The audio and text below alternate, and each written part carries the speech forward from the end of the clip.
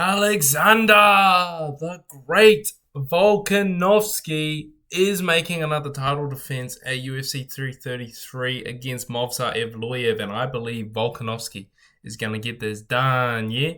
He is here, and he is here to stay, mate. He is one of the greatest fighters of all time, and people saying that Evloev is going to out-control him, that Evloev, Mr. No punching power, Mr. No finishing potential, Mr. Mediocre striking on the feet, Mr. taking Lerone Murphy to what should have been a draw, is going to beat Alexander Volkanovski, one of the greatest fighters of all time, with the highest fight IQ I think we've ever seen in the sport, then you're a fool and you're silly and you're special needs, because quite frankly, Volkanovski is on another level. He's on another level to these guys. He's on a different level, and that level is GOAT status. That level is GOAT status. Two more title defenses in his second reign at featherweight, and this guy is the greatest UFC fighter of all time, maybe just behind Islam Makhachev, who I think people are drawing comparisons to when we talk about Evloev specifically, because people are saying that if Volkanovski can defend the wrestling of Makhachev, then he can definitely defend the wrestling of Evloev. And you know what those people are? Those people are correct. Volkanovski went toe-to-toe with Islam Makhachev in that first fight. Second fight, you can't really count it so much. It was short notice. It's a bit of a tough one to count fully, but he still did lose, fair enough. But if Volkanovski's successfully defending the wrestling of Islam Makhachev, and he's not getting submitted, and he's doing well against Makhachev, he even dropped Makhachev as the smaller man with a significant weight disadvantage, then he's not going to get taken down and controlled by Evloev. To beat Volkanovski, we've really only ever seen him beat twice, and that was that first Makhachev fight, and then that was the Topuria fight. If you want to beat him, we've seen two ways you can go about it. Control him and out-grapple him, or you need to knock him out. You're not going to outstrike this guy, and you're not going to be able to submit this guy. This guy's unsubmittable. He has no fucking neck. This guy can't get submitted. So in order to beat Volkanovski, you need to have one of those two attributes. And Evloev possesses neither. When I watched Lerone Murphy versus Movsar Evloev, and Evloev shot no takedowns, I remember people saying at that time it was a conspiracy. Evloev was told not to shoot takedowns, but he didn't shoot takedowns. He didn't show high fight IQ, and he stood there and he struck with Lerone, and Lerone is good. He was undefeated at that point. Both men were undefeated. They're both good fighters. Don't get me wrong. I'm not dissing Lerone Murphy. But he went out there and he struck with Lerone, and, Lerone's not amazing anywhere. He's kind of like the Leon Edwards of the featherweight division. Not just because he looks like him and kind of sounds like him. He kind of is Leon Edwards in the flyweight division. I think in the featherweight division, I think they train together out of London, shoot fighters. That kind of British style where they're decent kind of everywhere, but not really spectacular anywhere. And they don't really seem to have crazy knockout power unless you're like fucking Tom Aspinall, who's just a freak of nature. So Lerone Murphy is kind of a good litmus test, because you see how Evloev did against him, and it wasn't an impressive performance. If you include the point deduction, I think that should have been a draw, that fight. It was very close, and Lerone popped his fucking hip out halfway through. So if you can't beat Lerone Murphy, you're not going to be able to style on Volkanovski. The only reason I see people picking Volkanovski to lose and Evloev to win is because of the age of Volkanovski. The age is worrying. The age is scary. And it's kind of what leans me towards thinking maybe this is a closer fight than it is. And the odds have it as just that. The odds have this fight as a pick'em. But Volkanovski did extremely well against Diego Lopez, who has the power to put away Volkanovski. And he's not that much older. It's the same year, February of this year, Volk made his defense against Lopez in the rematch. This time he's coming back 8 months later. It's not that long. He's not going to age overnight, even though we see that happen every now and again in the sport. But I don't think Volkanovski the type of fighter to completely age out of his prime quickly. We're seeing a slow decline, and he is losing some of what made him special, but most of it is still there. The fight IQ is still there, and these guys are such levels below him that his physical aging that is occurring is not going to be that impactful on the fight, because his fight IQ, his strength, and even some of his power, I know he's not known as a knockout guy, but when he throws the jab, when he throws the leg kicks, it slows guys down.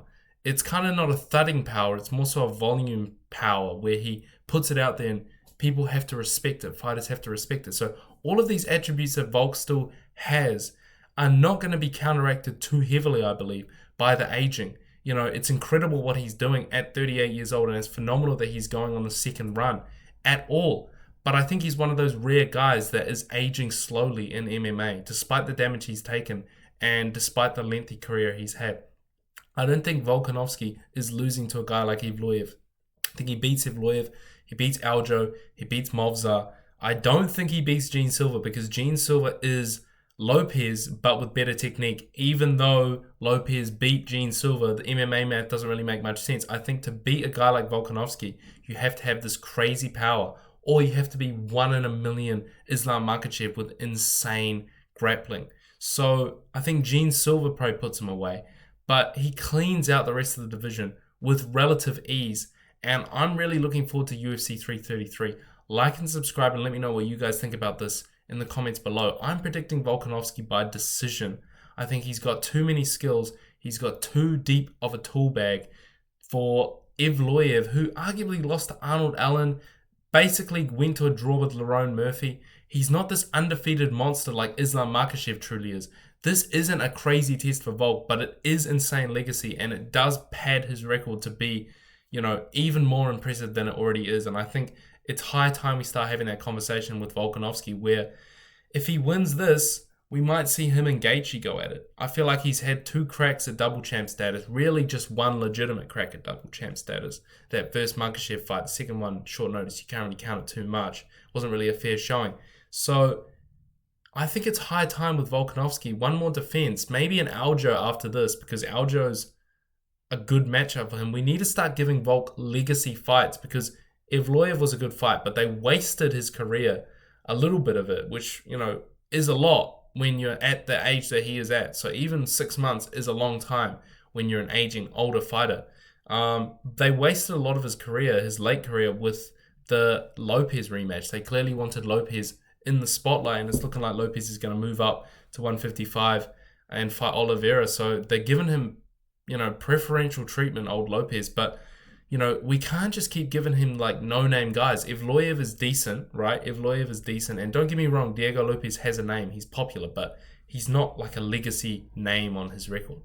It's still incredibly impressive, and the fact that he's beaten this young guy who might go on to be great twice at his age, it's still a legacy fight, but we need more for Volk. We need more for Volk. We need to be giving him the Evloevs, the Aljos, who's a former champ, and Gaethje. I feel like the UFC needs to treat this guy well because of what he's given to the sport and how great he's been. He's the 2nd or 3rd greatest fighter of all time, in my opinion.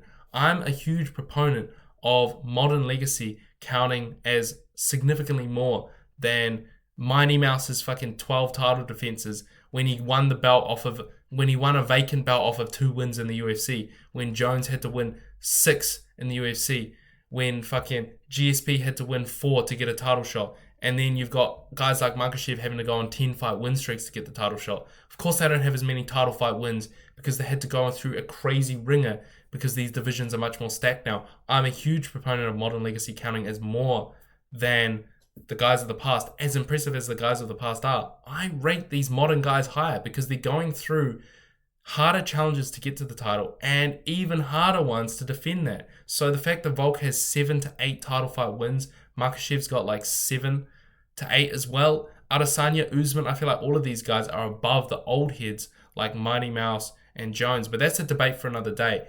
Volkanovski, even if you are an old head glazer, is at least top 5, is at least top 10. So we need to start giving him these legacy fights. Evloev is a great start. I think he's going to clean out the division, and I think he's going to go up. I truly do believe it. Evloev, and then I'm thinking maybe Aaron Pico if he gets through, Arnold Allen. Whether it's justified or not is another question, but they're clearly trying to push Aaron Pico. Aaron Pico, Aljo, Gene Silva, which is a tough matchup for him, I think. But one of those guys is next, and Volk is going to beat up on Evloev. Mark my words, put some fucking money on it, put some cheddar on it, because Volkanovski is here, and he is here to stay. Like and subscribe. I'll see you boys in the next one. It's incredibly impressive what he's doing. Volkanovski, we need to see him in there with some great guys. Evloev is a good start. Stop with the fucking Diego Lopez 3 fucking rumors, bro. We need to keep giving him legacy fights because he deserves it. And I think he could be double champ. I think he beats Gaethje as well. Maybe I'm just glazing Volk. Maybe I've just been sucking him off this whole video. I'm doing tricks on it, but I truly do think that Volkanovski is one of the greatest fighters we've ever seen, and we're going to miss him when he's gone. We're going to truly miss him when he's gone because he is putting on clinics, right? He doesn't go for as many risks right now because he's, the chin is compromised. We've seen him. He does get hit. His reaction speed is not quite what it once was, but it's still there. And the fight IQ, the experience that this guy has, all lends itself well to being able to do well at an older age in these lower weight classes, which just makes it even more impressive. But let me know what you guys think. I think he's going to clean through this division. I think it starts with Evloev. At UFC 333, it's an easy win for him. Easy win. Like and subscribe. I'll see you boys in the next one. Much love.